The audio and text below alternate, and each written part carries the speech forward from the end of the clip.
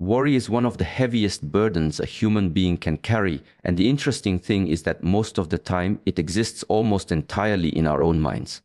When we worry, what we are really doing is projecting ourselves into a future that has not yet arrived, filling it with possible outcomes, scenarios, and fears, and then living as if those imagined possibilities are already real. The mind becomes trapped in rehearsals of disaster, and the body responds as though those disasters are already unfolding. This is why worry drains our energy so profoundly. We are spending today's strength on tomorrow's shadows.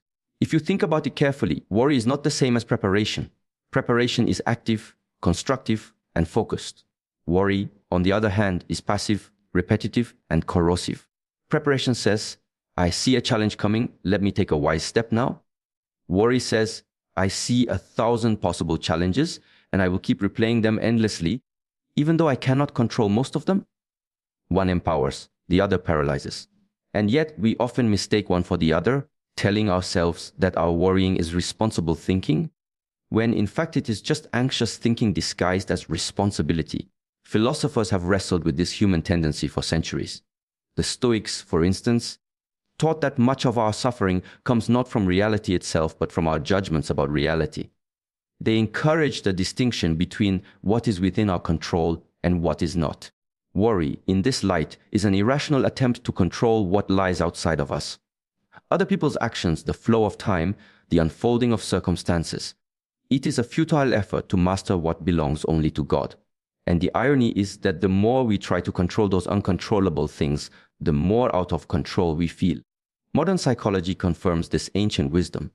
Chronic worry activates the body's stress response, releasing hormones that keep us in a state of alertness. This is useful for brief, immediate threats like avoiding danger, but toxic when prolonged. A worried mind never rests and a worried body never heals. Over time, this erodes not only mental clarity but also physical health. We find ourselves restless, sleepless, and distracted, unable to be present with the people around us, because mentally we are somewhere else, fighting phantoms of what may never come. Now, let's bring this into the spiritual dimension. When we carry worry as if it is our personal duty to hold the universe together, we are in essence saying to God, I don't fully trust you with this. That may sound harsh, but it is worth reflecting on. Worry is not simply a mental habit, it is also a spiritual posture. It places us at the center, as if everything depends on our vigilance, our planning, our ability to anticipate every possible threat. But faith calls us to step out of that illusion of control and recognize a greater reality. God is the one who holds the universe and our lives in his hands. The moment we start to loosen our grip, the moment we say, I cannot see the whole picture, but I trust that God does, something shifts. The weight begins to lift. This is not about ignoring challenges or pretending problems don't exist. It is about recognizing the difference between what belongs to us, our choices, our attitudes, our actions, and what belongs to God, the outcomes, the timing, the unseen connections that weave our lives together. So, when we speak of stopping worry, we are not talking about abandoning wisdom. We are talking about abandoning illusion. Worry is the illusion that by thinking long enough about something, we can control it. Trust is the recognition that by placing it in God's hands, we can finally rest. The simple truth is this: you were not designed to carry the weight of tomorrow on the shoulders of today. And until you stop trying, you will never know the freedom of letting God lead.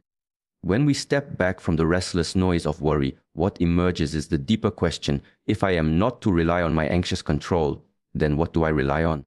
This brings us to the assurance that has carried human beings for centuries. The promise that God guides those who place their trust in him.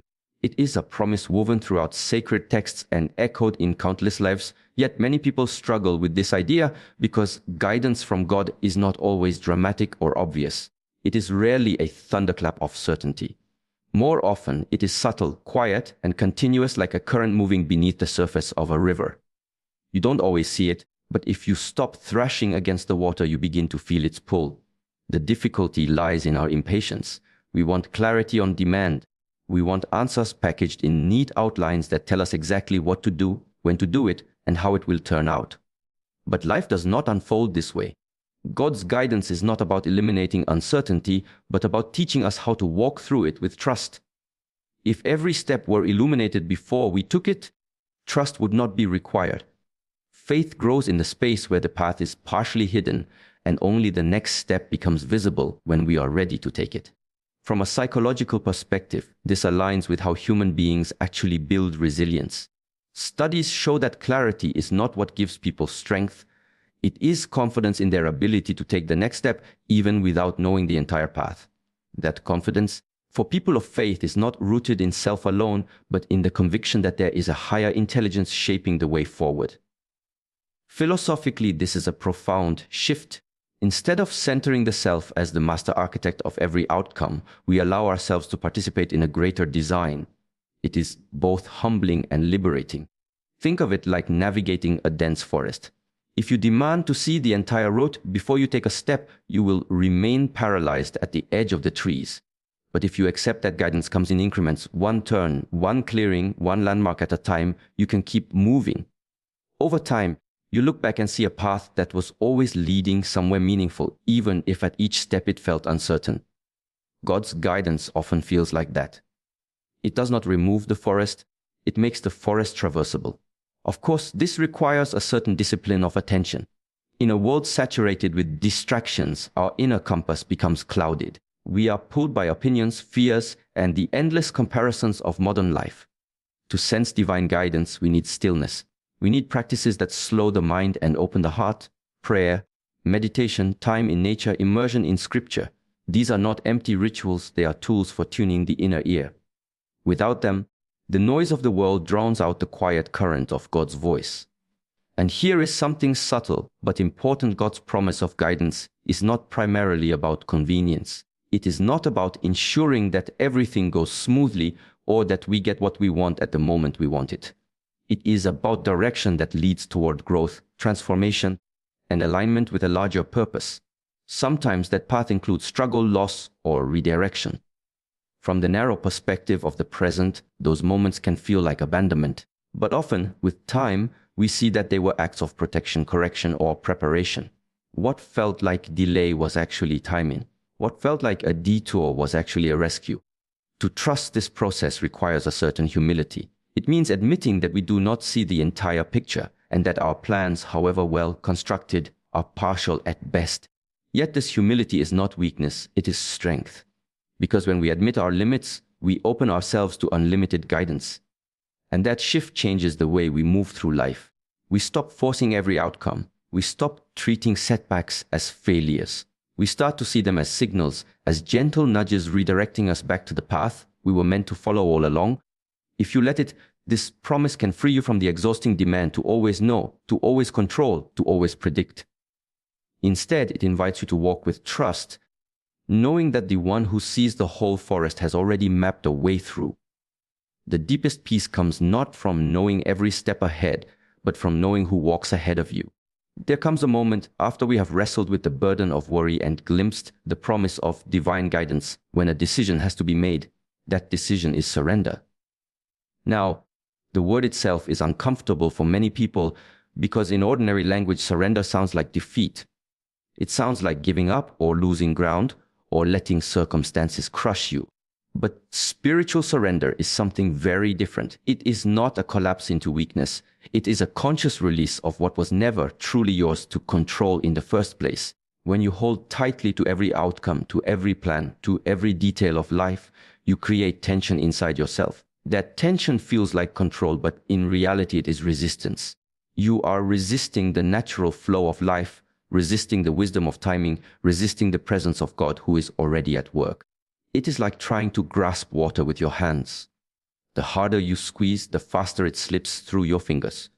And yet the paradox is this: when you let your hand open, when you stop clutching, you can actually hold the water more easily. Surrender works in exactly the same way. Psychology shows us that human beings have a strong need for control because control feels like safety. The brain prefers predictability. It is less anxious when it believes it can map the next steps. But the truth is that much of life is unpredictable. No matter how carefully you plan, there will be interruptions, disruptions, and surprises. When people refuse to accept this reality, they live in constant frustration. But those who learn to release control develop resilience. They are not broken when life doesn't cooperate with their plans. They bend, they adapt, they flow. In fact, many psychologists would say this ability to release control is one of the defining marks of mental health.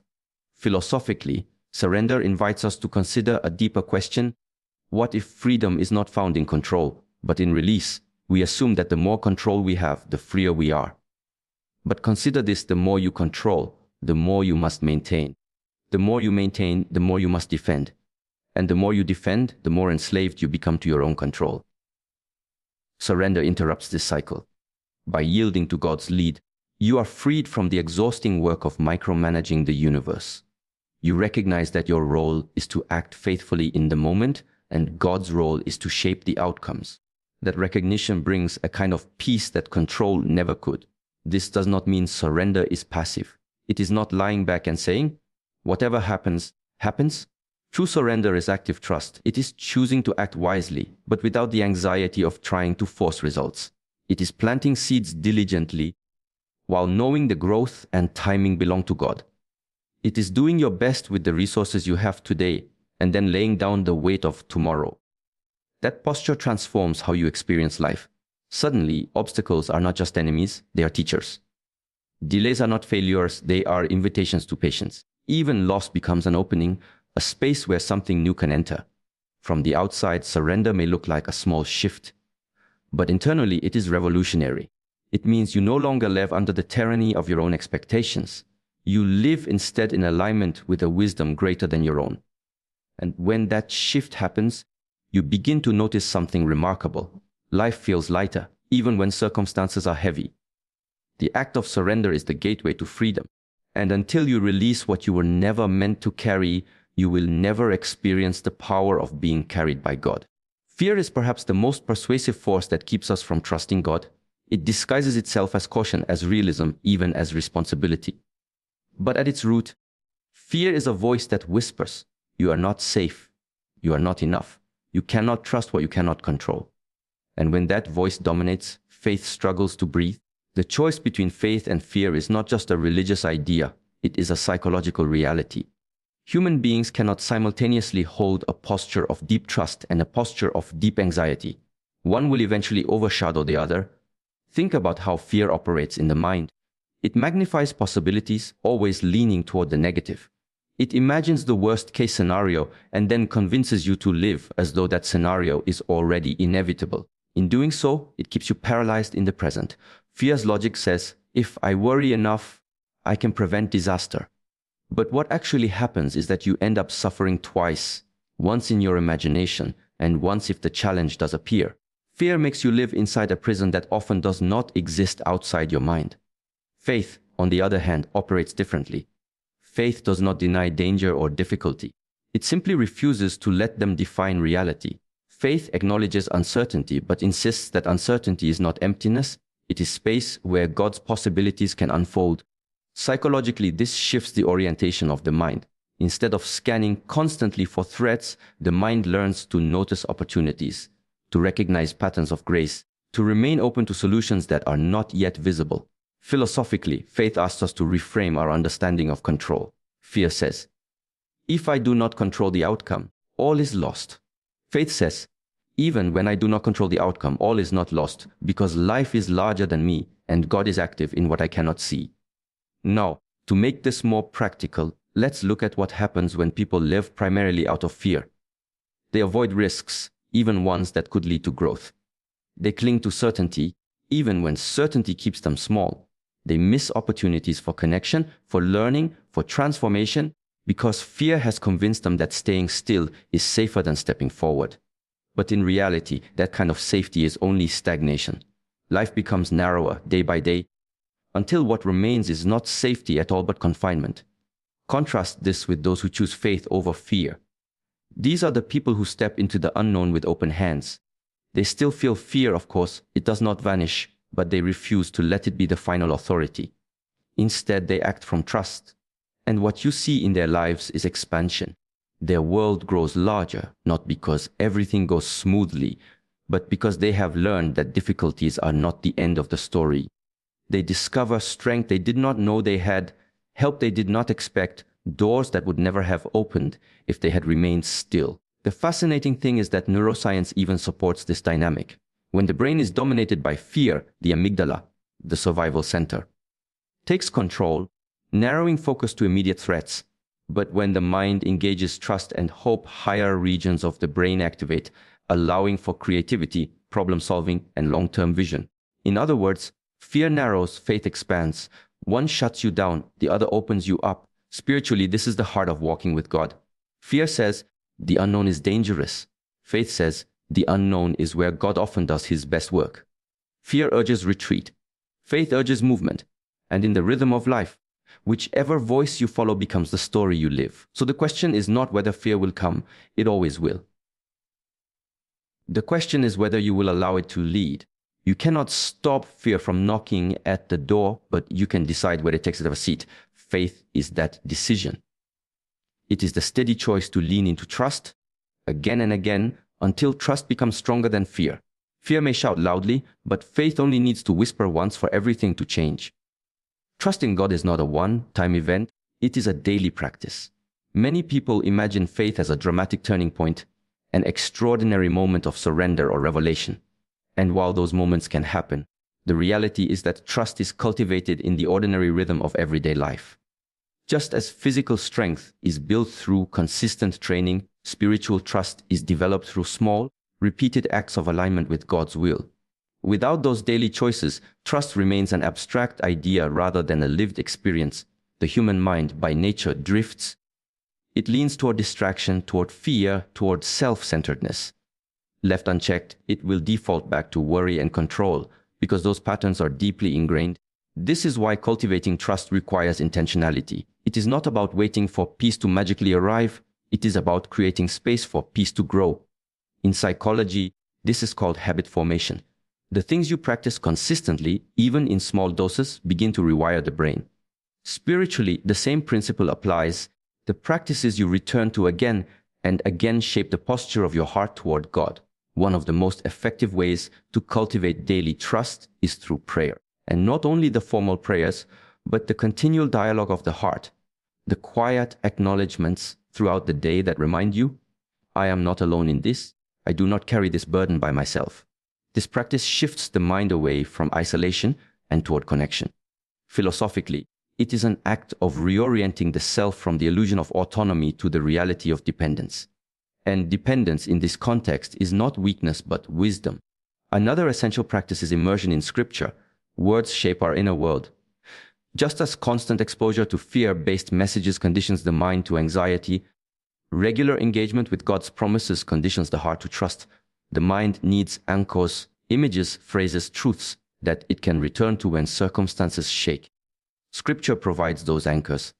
It is like carrying a compass in unfamiliar terrain. It does not remove the difficulty of the journey, but it prevents you from losing direction. Gratitude is another daily discipline that powerfully strengthens trust. When you practice noticing and naming what is already good, already provided, already working in your life, you create a shift in perception. Gratitude trains the brain to recognize abundance instead of scarcity, presence instead of absence. From a psychological standpoint, this lowers stress and increases resilience. From a spiritual standpoint, it reminds you that the God who has been faithful in small things can be trusted with larger ones.